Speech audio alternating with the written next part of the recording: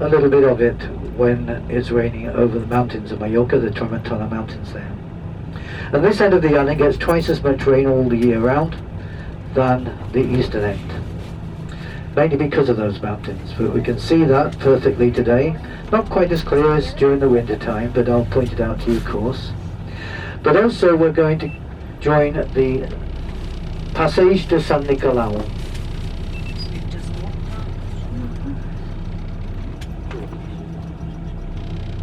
That is St. Nicholas's Way, mainly so that you can see a tower called the Torre de San Nicolau. And you know, this was built perhaps to lock the stable door after the horse had bolted. After that attack by the Turks here in 1558, in 1575 they decided to build a tower for protecting this harbour. And at that time they'd actually changed their designs, the military engineers, from the square towers there had always been to hexagonal ones. For the simple reason they realised that being hexagonal, any artillery pieces on ships or whatever would have great difficulty in hitting those walls at right angles. Therefore it would take a lot longer for them to break through. Later on still, the British during the 18th century designed the round towers, the Martello towers. Again for the same reason, and even more difficult of course, the missiles, the cannonballs would actually glance off. So we're going to get a view of St. Nicholas's Tower, but also at the end of this road, facing us, is a bust of Admiral David Glasgow Farragut. And he's a very famous man, not only in the United States of America, but also here on Menorca. His father, Geordie Farragut, was born here in Coutadella. He emigrated to the United States of America during the last quarter of the 18th century and the British times. Married a lady from Glasgow in Scotland, out in America, and David was born. Hence his name, David Glasgow Farragut. At the age of 8, he was a midshipman on board his uncle's ship. And at the age of 12, and I repeat that, this is absolutely true, at the age of 12 he had command of his own ship. Much later in life, during his 50s, he was that man who was famous for blockading the Mississippi and setting afire New Orleans during the American Civil War on behalf of the northern states. After which, he was made their very first 4-star admiral, became an ambassador for the United States throughout Europe, thanking those countries for helping the northern states during the American Civil War. He also was the admiral in charge of the American 6th Squadron, which is now the American 6th Mediterranean Fleet, which operated out of the harbour of Mahon for 25 years at the beginning of the 19th century. And on a little island right in the centre of Mahon Harbour, they had their school for midshipmen and admirals before they built their own at Annapolis, and he was commandant of that as well. So here we've got that bust of Admiral David Glasgow Farragut. Across the water there then, you can see the northeast seaboard of Mallorca, quite distinctly today. One of the first times since May, in fact, we've been able to see Mallorca. Usually the heat haze of the summer obscures it. It's only 22 miles at the narrowest point, and the actual area you're looking at is from Cap de Pera through Alcudia, the Bay of Pollença, and then the Tramontana Mountains at the back, the northeastern seaboard.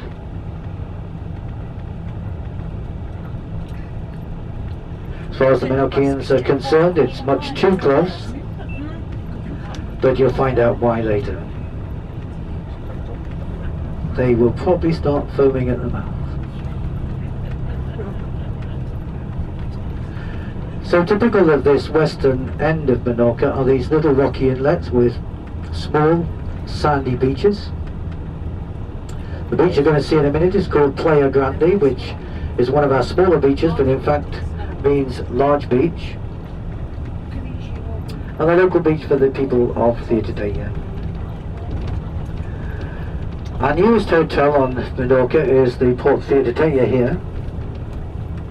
Just opened this last March. You'll see it's 2 stories high. In the last 10 years, all hotels that have been built on Menorca are of 2 stories only. And they're all apartado hotels. They literally have apartments with kitchens, lounges, 1 or 2 bedrooms, and the facilities of a hotel as well. So you can have whatever you want. And as usual, someone's going to block the road doing some building work, so we're going to have to go around the houses a little bit to get back out. Lo siento, Nando, pero pasa pins otra vez o vale.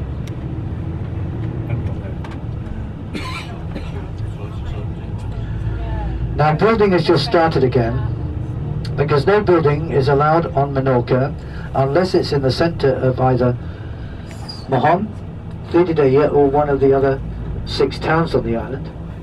Nothing allowed in the holiday resorts between the 15th of June and the 15th of September, which are the 12 weeks summer, and literally when the schools are broken up for the 12 weeks of summer holidays. Now you may think that they get more holidays than the British kids, but they don't. They get about the same, because they spend much longer hours at school, and also they have very little holiday at other times of the year. But they break up around about the 15th of June, go back as they did last Monday, a week ago. And it's at that time when all the Menorcan families will lock up their townhouses and go down to the coast to their second homes. Every Menorcan family have their second homes. You're all staying amongst them, and they're right round the island.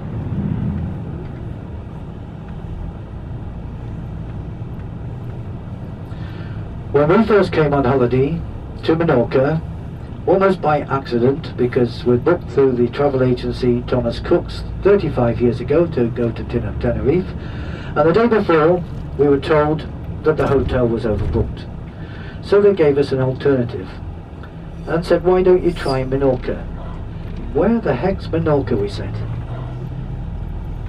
So we came, we stayed at the Audax Hotel in Calagaldana, fell in love with Menorca, and basically, except for 2 other holidays, we've never been anywhere else.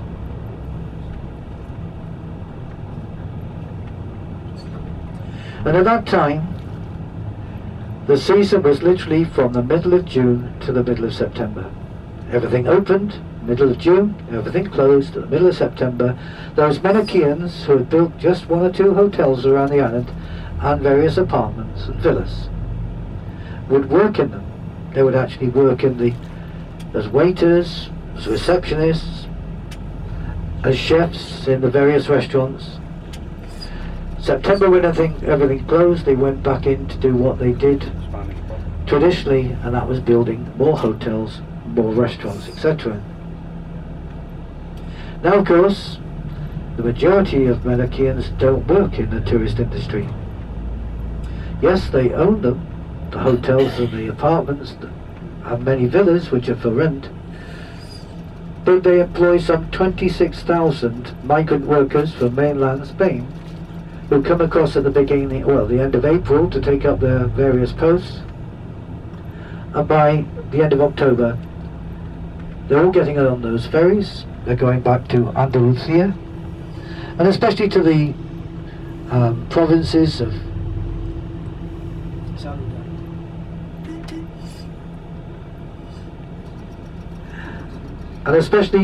provinces of Cordoba, Sevilla and Granada, where they actually pick the almonds and the olives on their family farms.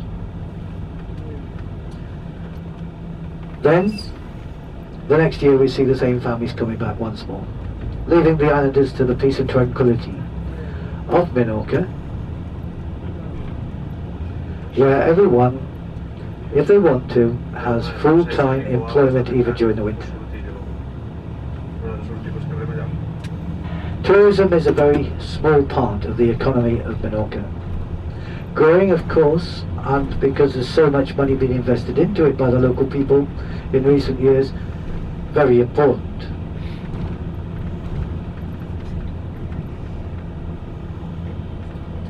So like all our excursions, a bit of a whistle-stop tour showing you some of the better parts of the island, and view today here, as I said, where we're overlooking the harbour, one of the classical cities of Menorca, of Spain.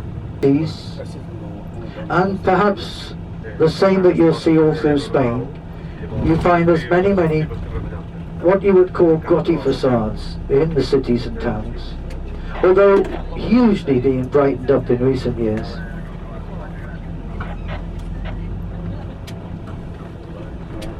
Basically this is because of a rather peculiar law, or in fact two laws, which have existed for many years. In Spain, the rates on your house, and we do pay the old type of